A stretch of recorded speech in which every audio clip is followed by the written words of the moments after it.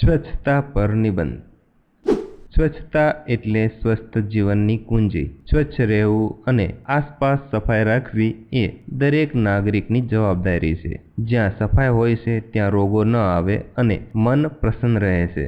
સ્વચ્છતા રાખવાથી શરીર તંદુરસ્ત રહે છે. ઘર, શાળા, રસ્તા અને જાહેર જગ્યાઓની સફાઈ ખૂબ જ જરૂરી છે. જો આપણે ગંદકી કરીશું તો મચ્છર, માખી અને જીવાત વધશે અને રોગો ફેલાશે. ભારત સરકારે 2 ઓક્ટોબર 2014થી સ્વચ્છ ભારત અભિયાન શરૂ કર્યું હતું. ગાંધીજી પણ સ્વચ્છતાને ખૂબ જ મહત્વ આપતા હતા. આ અભિયાન દ્વારા લોકોને શૌચાલય બનાવવાનો અને ખુલ્લામાં શૌચ ન કરવા માટે જાગૃત કરવામાં આવ્યા હતા.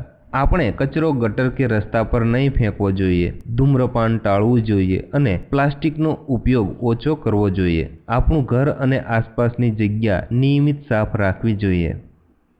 સ્વચ્છતા એ ઈશ્વર ભક્તિ જેવું કાર્ય છે. જો આપણે સૌ મળીને દેશની સફાઈમાં યોગદાન આપીશું તો ભારત ખરેખર સ્વચ્છ અને સુંદર દેશ બની જશે. તો જો મિત્રો તમને અમારો આ વિડીયો પસંદ આવ્યો હોય તો પ્લીઝ વિડીયોને લાઇક અને શેર કરવાનું ભૂલતા નહીં.